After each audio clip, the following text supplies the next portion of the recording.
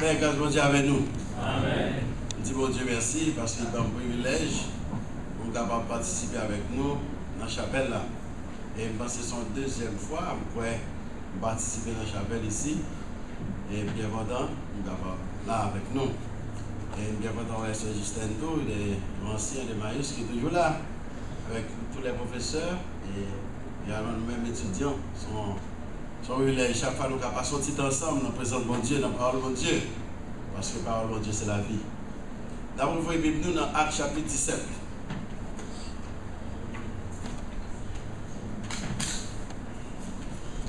Actes chapitre 17, verset 30.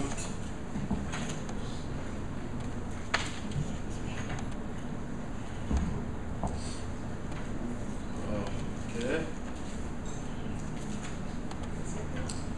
30, verset 31. 30 et 31. Actes chapitre 17. Ok.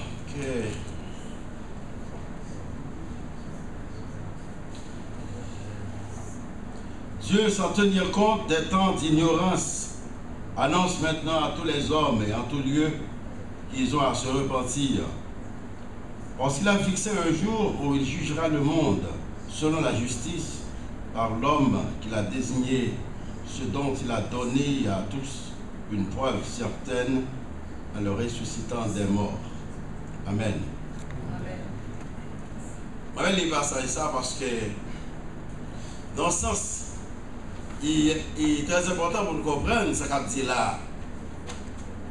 Dieu, sans tenir compte des temps d'ignorance, annonce maintenant à tous les hommes et en tout lieu qu'ils aient à se repentir. Et il parlait de jugement. Mais là, Paul se trouvait à Athènes.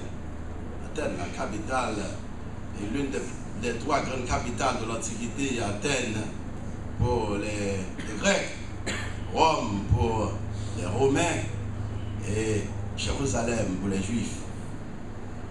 Normalement, Athènes, considérée comme berceau de la démocratie et berceau de la philosophie également, puisque toute bonne pour compléter toute éducation gagnée dans tant longtemps, si pas font titre à Athènes, c'est comme ce Paladin, et même Cicéron, l'un des plus grands avocats de tous les temps, trouver la Athènes pour apprendre l'oratoire, l'éloquence. Et donc Athènes est important, et Paul, et c'est un voyage, et donc Paul est à Athènes, frappé par l'idolâtrie qui gagne à Athènes, alors qu'Athènes, la philosophie considérée comme une ville de lumière. Une ville de lumière, mais pour Paul, c'est ténèbres. Et c'est le même genre. Et nous connaissons un philosophe qui est Diogène. Et Diogène, à midi, a marché avec tous les mains pour la petite chercher un homme. Alors pour moi-même, c'est pas seulement parce qu'il était trompé par un homme, mais également c'est parce que ça a reflété les pécheurs ténèbres qui est à Athènes. Là, nous voyons que Paul est normalement de passage à Athènes, arrivé et a visité les lieux. Il faut visiter des lieux. Mais qui ça fait faire attention de Paul? C'est hôtel qui dressait à des dieux. Mais Paul, tellement, nous connaissons que les Grecs n'ont pas jamais pour si bon Dieu qui existait pour ne pas adorer. Donc finalement, ils ont mis un hôtel à part. Ils disent ça, c'est pour bon Dieu nous pas connaître. Mais ma petite non bagaille, c'est que Paul a commencé à parler de l'évangile. Mais nous connaissons qu'il est interdit pour introduire une nouvelle dignité à Athènes. Interdiction totale. Pourquoi il doit venir avec l'autre Dieu pour venir parler là à Athènes? Parce que nous avons tout Dieu déjà. Alors, les stoïciens et épicuriens, c'était des philosophes qui croient dans le plaisir, dans la bamboche.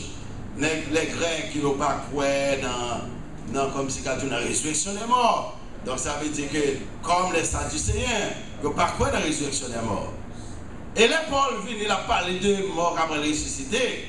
Ça attire attention, et ces philosophes-là. Ah, monsieur a vu la parole causer. Parce que pour les Grecs, c'est bien, vous bien manger, demain à mourir. Comment vous nous. Parce qu'on connaît le parti qu'on soit de hédonisme. Oh, si bon, on fait, donc faites ton plaisir. Maintenant, stoïciens et épicuriens, deux groupes philosophes, et ils ne pas croire dans la question de la résurrection des morts, ils ne pas croire dans l'autre Dieu qui existait, d'ailleurs, parce que ils n'ont pas affaire, ils parlent des ciels, etc. Ils parlent de l'autre Dieu, Jésus-Christ. Donc Paul qui apprend un piège. Maintenant, il va inviter Paul de parler sur l'aéropage, sur le lieu public. Mon cher, viens expliquer nous, Dieu va parler là, non, viens expliquer nous. Faut Paul prudent. Parce qu'il y a un piège dans l'invitation. Il y a un piège. Je comprends qu'à Rome, toutes nouvelles idées qui viennent, il faut venir discuter là, que politique, que religieuse, pour venir sur l'aéropage, pour discuter les nouvelles idées. Non, invitez Paul, mais viens dire nous, parce que nous revenons pour l'autre religion, pour l'autre philosophie, viens expliquer ça. Précaution, parce que vous nous avez invité là, par quoi dans ça, voilà dit. Deuxièmement, il est totalement interdit pour introduire une nouvelle divinité à terre. Donc là, Paul a besoin de la direction du Saint-Esprit. Il a besoin de sagesse pour prendre ça le poil dit. Parce qu'une fois prêcher l'évangile, quand vous invitez pour une balai, il faut être très prudent parce qu'il y a un pile piège. Là, prêcher l'évangile, il y a un pile piège. En pile, femme, on a il dit à mon cher, on soit qui prêche bien, moi, maintenant, en pile, mon cher, vini, un tel bagage, je pense que c'est des bagages, puis sans réfléchir au quoi elle parle. Piège. Alors, piège là, c'est le fait que si Paul David parlait de Jésus-Christ sur l'aéropage, eh bien, finalement, je vais tout mourir dedans. Mais le Saint-Esprit qui t'aime vous dit, mais, mon Athènes, moi, je suis religieux en pile, dans sorte de superstitieux. Parce que chaque fois que je passe, moi, sur l'hôtel, nous, ça sur l'hôtel, des certains dieux. Mais il dit, moi, nous quittons l'hôtel. Nous dit pour bon Dieu, nous ne connaissons pas. Il dit, mais bon Dieu, nous avons servi ça, nous ne connaissons pas. C'est lui qui a fait nous là. Il entre dans le couloir. C'était super façon pour y entrer. Et maintenant, Paul joue une opportunité pour présenter Dieu au Babonien sans qu'il ne mette tête dans le problème. Parce que, lorsqu'on prêche l'évangile, il faut qu'on soit très intelligent. Ben, une fois, on nous dit, il faut dire la vérité. Mais il faut savoir comment dire la vérité. Dès qu'on est arrivé, on va connaître comment on peut dire. Parce qu'on façon calme, dit, et on trouve victime là. L'homme d'avait étudié dans Trinity International University, dans Illinois, et nous avons une classe pendant tout un trimestre sur la contextualisation. Et là, on a étudié la christologie, on a étudié ensemble de bagages dans la culture africaine. Il y a un plus grand théologien africain, il est MBT. Mais, l'excellent, tu vas faire défense de religion traditionnelle là, parce que c'est théologien chrétien, il y a un dialogue, un respect entre l'évangile et les religions traditionnelles. On va entrer dans la culture, il faut comprendre les formes, qui ça veut penser, il faut comprendre les réalités mentales du peuple et le système de croyance du peuple. Si on va comprendre le système de croyance du peuple, ou pas qu'avec l'évangile. Parce qu'il est capable de les soins de dire. Parce que ça qui a enregistré dans la mémoire là, c'est depuis le petit, c'est là d'elle grandit. L'homme vient à l'autre bagage, même s'il est bon qu'à mourir, sous ma condition, on va le bailler. Ça fait un pile missionnaire occidental, de mourir en Afrique parce qu'ils n'ont pas de comprendre comment il a rentré dans la nouvelle culture. Pour faire ça, l'inculturation. L'inculturation a fait l'évangile chita dans nos cultures. Pour transformer la culture et pour purifier la culture, mais il faut qu'il y ait un dialogue qui fait qu'on peut jeter entre ça, on va une belle là, ça, on va pour l'évangile. Et Paul, c'était il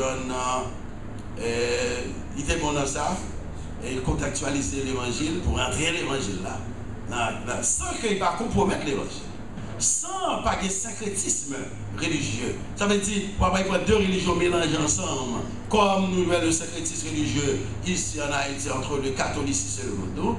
Et même gens, nous, même protestants, manquer veiller, parce qu'il y a un pile de bagailles qui sont pour nous qui un petit peu introduit dans votre église protestante. Paul, pour la parole en verset 30, c'est ça qui est intéressant. Paul dit, parce que nous baillons la parole, pour bien féliciter parce que vous êtes religieux, dans le sens superstitieux. Alors, dans le verset 30, il dit, Dieu, sans tenir compte de tant d'ignorance, annonce maintenant à tous les hommes et en tout lieu qu'ils ont à se repentir. Maintenant, d'ignorance, ça veut dire.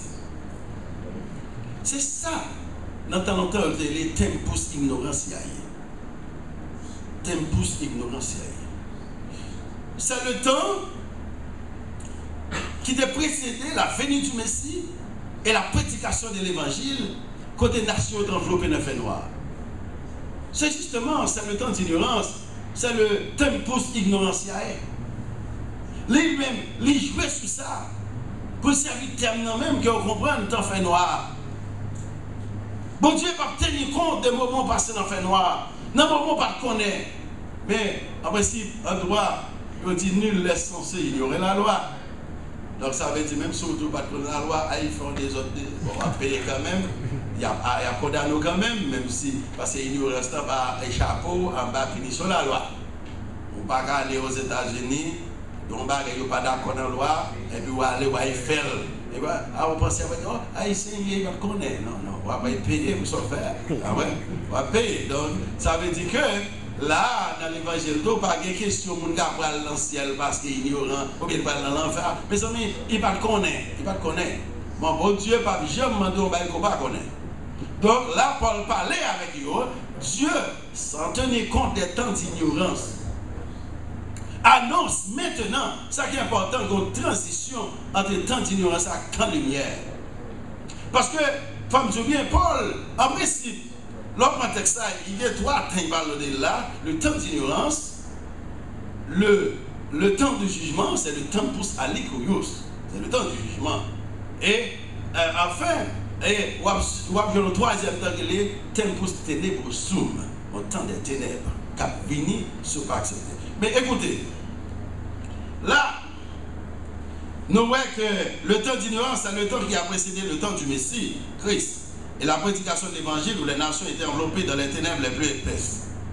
Le temps d'ignorance, c'est le temps que la vie dans le péché, dans les ténèbres les plus noires, dans la rébellion, dans l'incompréhension de la personnalité de Dieu, dans l'inconscience de sa sainteté, de sa justice, de sa droiture. L'ignorance t'a empêché de nous marcher dans ses voies, d'aimer et servir l'Éternel. Deutéronome 10, verset 12, verset 20 à 21. L'ignorance fait marcher dans le fait noir. Mais ma petite bagaille, en pile monde qui a cherché, c'est pas seulement à Athènes de gain, comme si un ensemble de divinités. Mais Rome, c'était le même genre, Rome. Chaque ville qui a un Dieu, chaque bouc qui a un Dieu, Carrefour qui a un Dieu, chaque famille qui a un Dieu. C'est ténèbres total capital. Malgré nous connaissons un peu de connaissance, je dis à chaque fois on a parlé de Socrate, on a parlé de Platon, on a parlé d'Aristote, qui était en prétendant dans l'histoire de l'humanité. Mais il faut me dire tout, tout a marché dans le fait noir, parce qu'on ne connaît pas mon Dieu.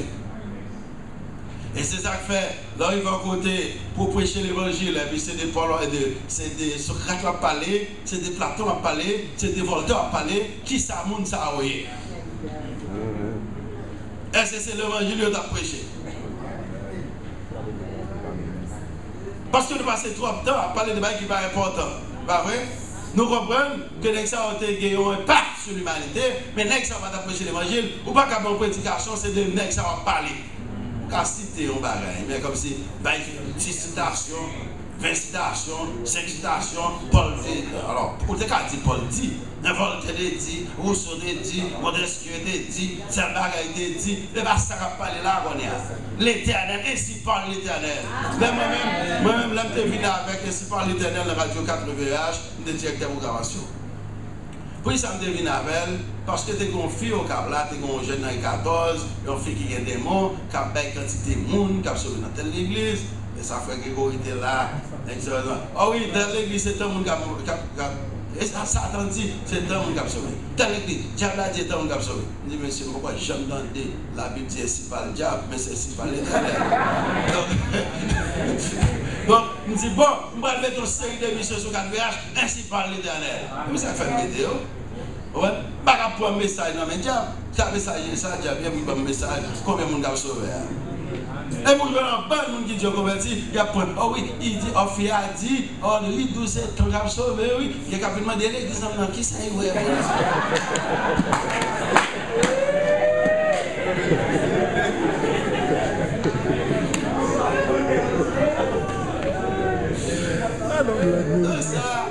faut Bon, nous va prendre notre pays vers ça. Donc voilà, Paul parle de repentance. Et Dieu maintenant, même à nous la vie, nous chaque transition entre ça nous et ça nous venir là.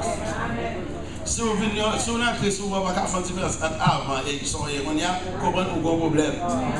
Parce que tout un changement qui fait dans la vie, on va sortir avant et son venir aujourd'hui. L'on vient sur venir aujourd'hui, on va pas penser même gens. On va pas parler même gens. On va pas comporter même gens. Il faut avoir bien l'attitude de Christ. Moi, j'ai un écrivain haïtien à Boston qui m'a demandé pour m'écrire. Il voulait 42 questions parce que pour bicentenaire protestant en Haïti, en juillet 2016, j'ai préparé un livre album. Mais j'ai écrit, il voulait 42 questions depuis en février. Il dit, pour répondre à une question, ça va une question, c'est chrétien, l'avortement, chrétien, l'homosexualité, chrétien, tel bagaille, chrétien, tel bagaille, tel bagaille, j'ai tant de réponses. Parce que j'ai écrit le livre. Même je ne sais pas reconnaître moi, parce que je dit, bon, je ne sais pas reconnaître tout, c'est le numéro de téléphone que je cherche pour venir, parce que quand on couteau sur la radio Boston, son radio Boston, il dit, je suis bon, tellement de travail pour m'offrir là, et même t'intéresser à la question intéressante pour répondre. Et quand c'est bien dans le livre, vous ne pouvez pas répondre comment. Et maintenant, là, je me alors, on m'a écrit, madame, je dis, ah, oui, si, je vais attendre. Je dis, ah, ouais, bon, pas un problème, mais c'est intéressant. Je prends temps. Bon, je me dis, quand je suis élément encore, je dis comme ça, mon cher, dans toute les qui écrit pour moi, une dernière question que je vais vous répondre. Le chrétien et le vaudou. Ah, on dit, bon, ce sujet, je me rappelle, parce que je vais faire une conférence sur ça. Mais, je dis combien de pages? Il dit, ah non, on va m'en rappeler, non? C'est ok, bon, mon page, bon, bail de pages. Mais là, on parlait de chrétien et vaudou. En tête, on les fusion et confusion. Fusion et confusion dans le sens que, là, on parle de chrétiens en Haïti, ils vaguent. Parce que le catholique se réclame du christianisme. Mais en même temps, tout, il faut pas ignorer que lui qui est catholique, mais la pratique est vaudou. Le vaudouisant également, qui participe dans l'Eucharistie, les dimanches de Jésus hostie. Alors là, on parle de double identité, il vaudouisant, mais là pour l'hostie. Alors, il y a un problème. Maintenant, on va parler de qui ça vaudou il est Dieu. Quelles sont les caractéristiques du Dieu vaudou? Quelles sont les caractéristiques du Dieu du chrétien? Moi, ensemble de bagages pour toucher pour qu'à fond ligne de démarcation entre les deux, et jusqu'à ce que, pour nous tomber, c'est quoi le vrai chrétien? Et, allemand, nous commençons à chrétien sorti dans l'histoire, la christianisation forcée depuis la colonisation. Bonne bagaille qui est arrivée, bon, c'est pas ça, on a parlé, mais en même temps, tout, faut, comme si identité là, moi, on a un problème de dire ça. Pendant les protestants, à mêler à quel monde dans la religion pour la paix, mais t'as vaudouisant, mais t'as l'autre, on aime théo-exantiste, on ne peut pas comprendre quelle est l'identité protestante. Nous sacrifions l'identité protestante au profit de la conformité. L'autre dit son chrétien, il faut une identité. Bon, ben, qui faut sembler son chrétien. Et alors, bon, Paul dit, il parle de repentance. C'est changer de direction. Son message dans toute la Bible, là, message de repentance. Jean m'a dit, repentez-vous, quand le royaume de Dieu est proche. Paul, Pierre, repentez-vous. Jésus, repentez-vous, repentez-vous. Changez de direction. Mais le terme repentance, c'est un terme militaire. Son terme militaire, qui veut dire que marcher comme ça, vous venez faire demi-tour comme ça. Donc son terme militaire, il y a la repentance. Nous avons dit direction, tu apprends à virer pour changer de direction. Si on n'a pas Christ, donc on n'a pas Christ face qu'on y a. Et dans Christ là, comme il était écrit dans le document de Bawa, on dit bon que pour moi-même, le chrétien, c'est celui qui s'est démarqué des pratiques vaudou, qui s'est identifié à Christ dans ses pratiques et ses positions, etc., qui ne transgresse pas les limites des valeurs et orthodoxie et prônées par la Bible, en façon comme ça. Comme principe, comme limite, lorsque les chrétiens ne vont pas traverser par les bibliques et puis le comportement à cause de sembler à Jésus-Christ à dire avant son chrétien. Parce que la raison que tu as fait créer mon chrétien même, c'est parce que le monde qui te représente Christ a tellement ressemblé à Christ. N'en parler, on dit, ah, semblez son chrétien, hein? Ouais. Tellement semble à Christ, le chrétien. Alors Paul dit, et Paul parle l'évangile là, et puis chers amis, il parle de temps jugement, temps à l'écoute, temps pour ça l'écoute. Parce que Jésus va faire jugement. Et c'est tout bon. Et il parle de création, il parle d'ensemble que bon Dieu fait. Mais il demandait pour changer. Et alors, chers amis, il y a toujours une transition entre le temps passé et le temps présent dans la vie. Et ça qui vient dans la vie, nous-mêmes qui étions anciens pécheurs, pas vrai? Il dit, est-ce que nous ne pouvons pas faire péché tout? Mais il va même genre, le péché de maître, il y a le péché dominateur, le péché qui arrête au côté il met non là, qu'on a l'autre maître qu'on a, c'est cet esprit, pas vrai? Au cas faire, oui, au cas faire un bagage. Mais bon, tu vois, un Jean 1er verset 9. Un Jean 1er verset 9, ce n'est pas pour monde, non, c'est pour chrétien.